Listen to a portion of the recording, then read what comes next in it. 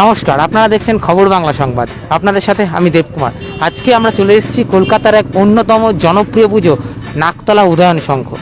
এখানে আমরা এসে এখানে যে এই মুহূর্তে মণ্ডপ তৈরির কাজ প্রস্তুতি চলছে সেটা আপনাদের সামনে আমরা তুলে ধরছি। একদম শেষ মুহূর্তের প্রস্তুতি কিন্তু এখানে চলছে। আমরা জানি একদম পরের সপ্তাহ থেকেই বলতে পারা যায় পুজো শুরু হয়ে যাবে।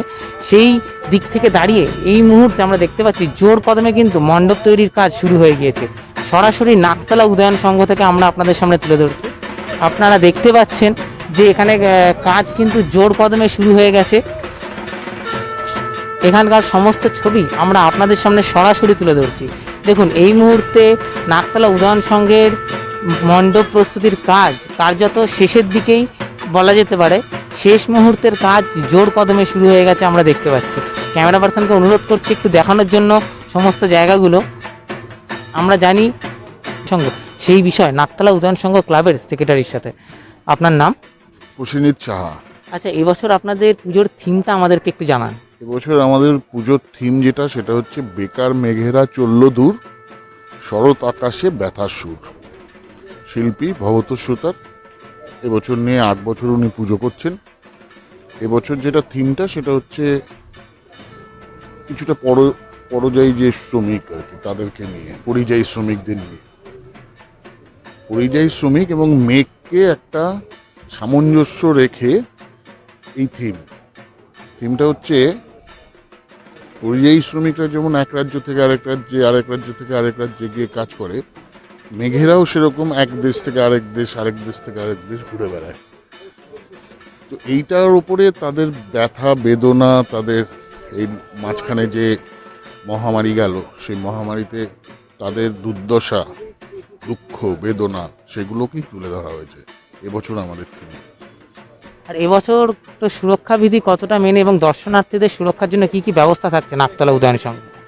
দেখুন, প্রথম হচ্ছে পুজোটা তো ছোট করার কথা ছিল, কিন্তু যেসব শ্রমিকরা আমাদের এখানে কাজ করছে সেই শ্রমিকদের কথা ভেবেই আমাদের বছরের পুজো। এটা হচ্ছে প্রথম।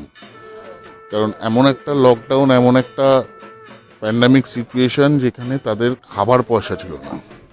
তো প্রথম হচ্ছে তাদেরকে মাথায় রেখেই এবছরে আমাদের পুজো। এবং এছাড়া যেটা হবে সেটা হচ্ছে যদি মানুষ বেরোয় পুজো দেখতে, তাহলে তার তো কিছু আমাদের সিস্টেম রাখতে হবে, কারণ তারা যাতে সুন্দরভাবে ঠাকুরটা পরিদর্শন করতে পারেন। তো সেই ক্ষেত্রে আমরা বড় পুজো যারা করি তারা অনেক রকমভাবেই সেগুলোকে মেনটেন করব। প্রথম হচ্ছে আমাদের স্যানিটাইজার একটা টানেল করা হয়েছে। সেই স্যানিটাইজার টানেলের ভেতর থেকেই লোককে আসতে হবে স্যানিটাইজড হয়ে। তাছাড়া হ্যান্ড স্যানিটাইজারের ব্যবস্থা, মাস্কের ব্যবস্থা, এবং ভেতরে ঢোকার একটা সামাজিক দূরত্ব মেনটেন করেই ঢুকতে হবে এবং সেভাবেই ঠাকুর দর্শন করতে হবে এবং সেই ঠাকুর দর্শন করে সেভাবেই বেরিয়ে যেতে হবে। এটা হচ্ছে আমাদের প্রথম। আর অ্যাজ এ সেক্রেটারি সমস্ত মানুষের কাছে আমাদের একটাই আবেদন আমাদের ক্লাবের তরফ থেকে, সেটা হচ্ছে যেভাবে প্রশাসন যেভাবে আপনাদেরকে মেনটেন করবেন, বা আমাদের যারা ভলেন্টিয়ার আছে তারা যেভাবে মেনটেন করবেন, সেইভাবে আপনারা কিন্তু সেই সব বিধিগুলোকে মেনেই কিন্তু আপনারা আসবেন, পুজো দেখবেন, চলে যাবেন। আমরা বহু ক্লাব দেখছি জায়ান্ট স্ক্রিনের মাধ্যমে তাদের পুজোটা কিছুটা সম্প্রচারের চেষ্টা করছে মানুষের কাছে পৌঁছে দেওয়ার জন্য। তো আপনারা কি সেরকম কোনো ব্যবস্থা গ্রহণ করেছেন? না, অ্যাকচুয়ালি এবছর আমরা অনেক বাজেট এত কমিয়ে দিয়েছি যে আমাদের পুজো করতে গিয়েই আমাদের বাজেট একদমই হাতের নাগালের বাইরে চলে যাচ্ছে। তার উপরে আবার ওই জায়ান্ট স্ক্রিন টিন আমরা এবছর আর পারছি না করতে। তো মানুষ যারা দেখতে আসবেন তারা ওইভাবেই আসবেন, আমরা সেগুলো মেনটেন করেই মানুষকে ঢোকাবো। কারণ আমরা বড় পুজো অনেক বছর ধরে করে আসছি, আমরা জানি কিভাবে মেনটেন করতে হবে। না, ক্লাব সেক্রেটারির সাথে কথা বলে যেটা জানতে পারলাম, তাদের পুজোটা কিন্তু এবছর মূলত এই পুজোতে আপনারা দেখতে পাচ্ছেন যে সমস্ত শ্রমিকরা কাজ করছে এই মুহূর্তে, তাদের কিন্তু এই পুজোটাকে ঘিরে একটা আয়ের বন্দোবস্ত থাকে। তারা কিন্তু এই পুজোর প্যান্ডেলের কাজ করে একটা আয়ের মুখ দেখতে পান। তো সেই কারণে পুজোটা না হলে বা পুজোটা যদি না হতো, সেক্ষেত্রে এই শ্রমিকগুলোর কিন্তু আর্থিক অবস্থা এই লকডাউন পরিস্থিতিতে আরও খারাপ হয়ে যেত।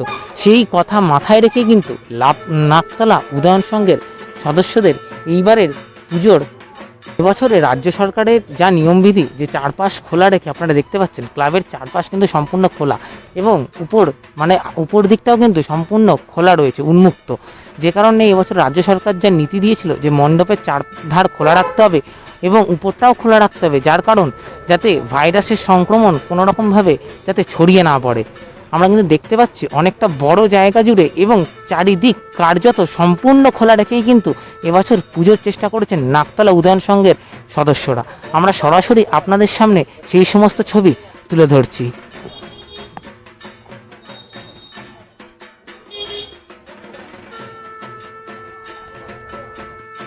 আমরা আজকে তুলে ধরলাম নাকতলা উদয়ন সংঘের এই মুহূর্তে শেষ পর্যায়ের কি পরিস্থিতি।